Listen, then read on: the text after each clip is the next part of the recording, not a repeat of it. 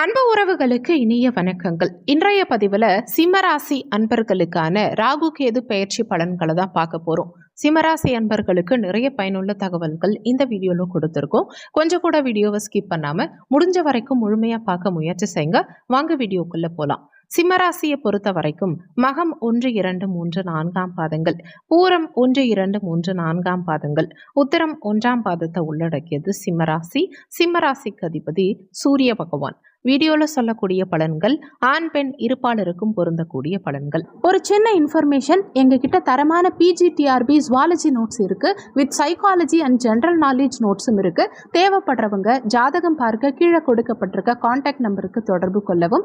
முக்கியமான விஷயம், MSc BEd zoology teachers மட்டும் கால் பண்ணுங்க, மற்ற டிபார்ட்மெண்ட் நோட்ஸ் எங்ககிட்ட இல்லை. வரக்கூடிய மே 18ஆம் தேதி அன்னைக்கு ராகு கேது பயிற்சி நிகழ இருக்கு. சிம்மராசிக்கு கடந்த காலகட்டங்கள்ல அஷ்டமஸ்தானமான 8ஆம் பாவகத்துல சஞ்சாரம் செஞ்ச ராகு இப்ப பயிற்சியாகி கலத்திரஸ்தானமான 7ஆம் பாவகத்துல சஞ்சாரம் செய்ய இருக்கார். இதுவரைக்கும் தன குடும்ப வாக்குஸ்தானமான 2ஆம் பாவகத்துல சஞ்சாரம் செஞ்ச கேது பகவான் இனி உங்க லக்னத்திலேயே சஞ்சாரம் செய்ய இருக்கார். 7ஆம் இடத்துல ராகு இருக்கார். ஒருவேளை உங்க சுயஜாதகத்துல 7ல ராகு இருக்கார், இல்ல செவ்வாய் இருக்கார், இல்ல சனி இருக்காருன்னா இப்போ அந்த கிரகத்து மேல ராகு வரார் அப்படின்னா கணவன் மனைவியோட அதிகப்படியான சண்டை சச்சரவுகள் ஏற்படுறதுக்கு வாய்ப்புகள் உண்டு. இந்த காலகட்டத்தில் கணவன் மனைவிக்குள்ள கொஞ்சம் விட்டு கொடுத்து போகணும். இல்லைன்னா கூட்டாளி, நண்பர்கள், அங்காளி பங்காளி வகையில், பார்ட்னர்ஷிப் வகையில் பிரச்சனைகளை ஏற்படுத்தும். பொதுவாக இந்த ராகு 7ஆம் இடத்துக்கு வரும்போது டிராவலிங் நிறைய இருக்கும், அலைச்சல்களை கொஞ்சம் ஜாஸ்தி இருக்கும். ஒரு சிலர் ஃபேமிலியோட சேர்ந்து டிராவல் பண்ணுவாங்க, ஒரு சிலர் ஃபேமிலியை விட்டுட்டு தனியாக டிராவல் பண்ணுவாங்க. ஒருவேளை உங்கள் சுயஜாதகத்தில் 7ஆம் இடத்துல சனி இருக்கார் அப்படின்னா, உங்கள் சுயஜாதகத்தில் 7ல் சனி இருந்து இப்போ இந்த ராகு சனி மீது வரும்போது தொழிலில் டெவலப் ஆகிறதுக்கான வாய்ப்புகள் சிறப்பாகவே உண்டு. புதிய தொழில் தொடங்கி சிறப்பை கொடுக்கும். அதே மாதிரி வேலையில இடம் விட்டு இடம் மாற்றம் பண்றதுக்கான அமைப்புகளை கொடுக்கும். கணவன் மனைவிக்குள்ள ஜென்ரலாவே இந்த காலகட்டம் சண்டை சச்சரவுகளை கொடுக்கும். அது எப்படி கொடுக்கும்னா, உங்களுடைய பர்சனல் விஷயங்களை பத்தி, கணவனோ மனைவியோ உங்களுடைய பர்சனல் விஷயங்களை பத்தி எல்லாம் பேசி பிரச்சனை பண்ணிக்க மாட்டீங்க. உங்க மனைவியோடைய பேரண்ட்ஸோ, கூட பிறந்தவங்களோ, அம்மா வீட்டை பத்தியோ அப்படி பேசி பிரச்சனையை உருவாக்குவீங்க. இல்லைன்னா மனைவி கணவனுடைய கூட பிறந்தவங்களை பற்றியோ, அம்மா அப்பா பற்றியோ, இப்படி உங்கள் கணவனுடைய மனைவியோடைய உறவுகள் சம்பந்தமான விஷயங்களை பற்றி பேசி சண்டை சச்சரவுகளை உருவாக்குவீங்க. ஒரு சிலர் கூட்டு குடும்பத்தில் இருக்கீங்க கல்யாணம் ஆகி அப்படின்னா இந்த பீரியட்ல தனி கொடுத்தனும் போகிறதுக்கான வாய்ப்புகள் அதிகமாகவே உண்டு. ஒரு சிலருக்கு இவ்வளோ நாளாக குடியிருந்த இடத்தை விட்டு இடமாட்டம் பண்ணுறதுக்கான அமைப்புகளை கொடுக்கும். அதுக்கு காரணம் நிறைவா இருக்கலாம். நான் இவ்வளோ நாளாக இந்த வீட்டில் வசிச்சு பெருசாக ஒரு நல்லது எனக்கு நடக்கலை, இந்த வீட்டுக்கு வந்ததுல இருந்து ஒரே தடையாவே போயிட்டு இருக்கு, இந்த வீட்டுல வாஸ்து சரியில்லை, இப்படி ஏதாவது ஒரு காரணம் சொல்லி இடம் விட்டு இடம் மாறத்துக்கு உண்டான அமைப்புகளை கொடுக்கும். உத்தியோகத்துல இருக்கவங்களுக்கு உத்தியோகம் விருத்தி அடையும். இந்த காலகட்டத்துல கொஞ்சம் கூடுதலா ஸ்ட்ரெயின் பண்ணுவீங்க. ஆனா இவ்வளவு நாள் இருந்ததை விட இந்த காலகட்டத்துல கொஞ்சம் கூடுதலாவே முன்னேற்றம்ங்கிறது இருக்கும். கிட்டத்தட்ட ஒரு 18 மாசத்துக்கு ராகுவும் கேதுவும் இதே இடங்கள்ல தான் சஞ்சாரம் செய்ய போறாங்க. 1.5 வருஷ காலகட்டம். இந்த 1.5 வருஷ காலகட்டத்துக்குள்ள உத்தியோகத்துல முன்னேற்றம், பதவி உயர்வு இதெல்லாம் கிடைக்கும். உங்க வேலைக்கு உண்டான ப்ராப்பர் ரெகக்னைஸ் கிடைக்கும். உங்க மதிப்புக்கும் உங்க திறமைக்கும் அங்கீகாரம் கிடைக்கும். கடந்த 1.5 வருஷ காலகட்டமா ஃபேமிலியை கூட பெருசா கவனிக்காம முழுக்க முழுக்க முழுக்க வேலைன்னு நீங்க கெரியர் பேஸ்ட் அதிகமா கான்சென்ட்ரேட் பண்ணிருப்பீங்க. உங்க வேலைக்கு அதிக முக்கியத்துவம் கொடுத்திருப்பீங்க. அப்படி கஷ்டப்பட்டு உழைச்சிங்க இல்லையா, அந்த வேலைக்கு ஏற்கனவே நீங்க செஞ்ச கடினமான அந்த உழைப்புக்கு இப்போ அங்கீகாரம் கிடைக்கும். கடந்த காலகட்டங்கள்ல நீங்க உழைச்சும் வேலை பார்த்தும் அதுக்கு ஒரு அங்கீகாரம் கிடைக்காம, உங்க வேலைக்கு ரெகக்னைஸ் கிடைக்காம இருந்திருக்கும் இல்லையா, அதையெல்லாம் இப்போ நீங்க எதிர்பார்க்கலாம். கடந்த காலகட்ட பணிகளுக்கான பயன் இந்த காலகட்டத்துல நிச்சயமா சிறப்பா கிடைக்கும். பொருளாதார முன்னேற்றம் இருக்கும், தொழில் ரீதியான முன்னேற்றம் இருக்கும், குடும்பத்துல அசையா சொத்து சேர்க்கை இருக்கும், நகை நட்டு சேரும். ஏற்கனவே பேங்க்ல வச்சு அடமானத்துல இருந்திருக்கலாம், அதையெல்லாம் மீட்டுட்டு வருவீங்க. புதுசா ஒரு சிலர் நகை நட்டு வாங்குவீங்க. சிலருக்கு இன்வெஸ்ட்மெண்ட் சைட்ல பொருளாதாரம் வந்து சேரும். ஆனா இதுல பிளஸும் இருக்கு. என்னன்னா, கேது கடந்த காலகட்டத்துல குடும்பஸ்தானத்துல இருந்தார். குடும்பஸ்தானத்துல இருந்து டோட்டலா குடும்ப வாழ்க்கையில நிறைய ஆப்பு வச்சிருப்பார், நிறைய பிரச்சனைகளை கண்டிப்பா ஏற்படுத்தியிருப்பார்.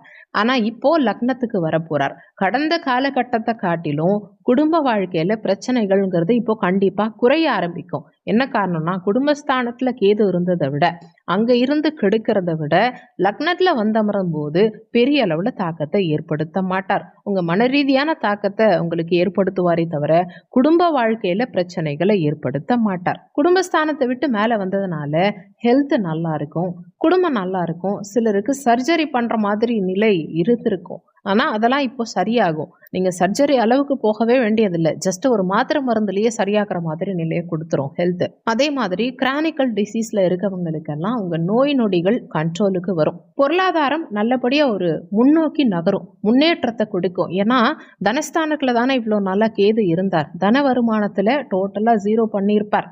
தன வருமானத்துல தடைகளை உண்டாக்கியிருப்பார். ஆனா இந்த தனஸ்தானத்துல இருந்து கேது விலகினதுனால தன வருமானம் இனிமே கிளியரா உங்களுக்கு இருக்கும். ஆனா 7ல ராகு இருக்கிறதுனால உங்க கணவனோ அல்லது மனைவியோ கொஞ்சம் அதிகமா கோபப்படுவாங்க.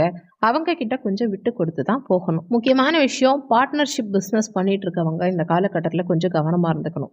கணக்கு வழக்குகளை எல்லாம் சரியா வச்சுக்கணும். பார்ட்னர்ஷிப்ல ஏதாவது விரிசல்கள் வர்றதுக்கு வாய்ப்புகள் உண்டு. சண்டை சச்சரவுகள், மனஸ்தாபங்களை ஏற்படுத்தி பார்ட்னர்ஷிப் பிஸ்னஸே வேண்டான்னு பிஸ்னஸை கழிச்சிட்டு வர்றதுக்கான அமைப்புகள், இல்ல உங்க பார்ட்னர் உங்களை பிஸ்னஸ்ல இருந்து தூக்குறது, இல்ல அவங்கள நீங்க தூக்கி விட்டு நான் தனியா இனிமே பிஸ்னஸ் பண்ணிக்கிறேன் அப்படின்னு ஸ்டெப் எடுக்கிறது, இந்த மாதிரி விஷயங்கள் இந்த காலகட்டத்தில் நடக்கும். பார்ட்னர்ஷிப் பிஸ்னஸ் பண்றவங்க கொஞ்சம் கவனமா இருந்துக்கோங்க.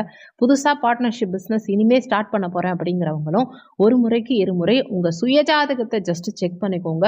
உங்க சுயஜாதகத்துல பார்ட்னர்ஷிப் பிஸ்னஸ் சிறப்பா இருக்கு, அதுக்கான அமைப்புகள் இருக்குங்கிற பட்சத்துல நீங்க தாராளமா ஸ்டார்ட் பண்ணலாம். இல்லை அப்படின்னா கொஞ்சம் நிதானத்தை கடைபிடிக்கிறது நல்லது. அதே மாதிரி ஏற்கனவே அஷ்டமத்து சனி போகுதுன்னு நினைச்சு யாரும் கவலைப்பட வேண்டாம்.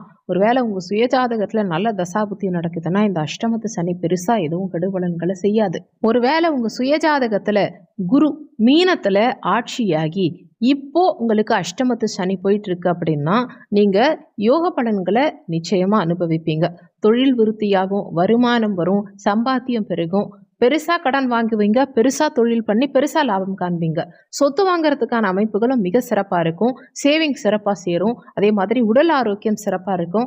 ஆயுள் பலத்தை கொடுக்கும். இந்த மாதிரி சகல விதத்திலையும் யோகத்தை கொடுக்கும். அதனால அஷ்டமத்து சனி நடக்குதுங்கிற ஒரே காரணத்துக்காக மட்டுமே சிம்மராசிக்காரங்களுக்கு பிரச்சனை வந்துடும் அப்படின்னு யாரும் பயப்பட வேண்டாம். எல்லாருக்கும் அஷ்டமத்து சனி கெடுத்துறாது, எல்லாருக்கும் 7.5 சனியை கெடுத்துறாது. கடந்த காலகட்டங்கள்ல மீனராசி என்பர்களுக்கு விரய சனி நடந்துச்சு. கிட்டத்தட்ட ஒரு 2.5 வருஷ காலகட்டத்துக்கு விரய சனி நடந்துச்சு. 7.5 சனியில விரய சனி சின்ன சின்ன தாக்கத்தை ஏற்படுத்தி இருக்குமே தவிர பெரிய அளவுல தாக்கத்தை ஏற்படுத்தி இருக்காது. ஒரு சிலருக்கு வெளிநாட்டுல வேலை கிடைக்கும், ஒரு சிலருக்கு இந்த காலகட்டத்துல வெளியூர்ல கிடைக்கும். புதிய வேலை தேடுறவங்களுக்கு நல்ல முன்னேற்றம் நிச்சயம் இருக்கும். வருமானம் வரும். நீண்ட காலமா வராம இருந்த பணம் எல்லாம் இப்போ வசூல் ஆகிறதுக்கான அமைப்புகள் சிறப்பா இருக்கு. நிறைய கோவில் குளங்களுக்கு போயிட்டு வருவீங்க. ஸ்தல யாத்திரை, தீர்த்த யாத்திரை இதெல்லாம் போயிட்டு வருவீங்க. அதே மாதிரி நிறைய தான தர்மங்கள் இந்த காலகட்டத்துல பண்ணுவீங்க.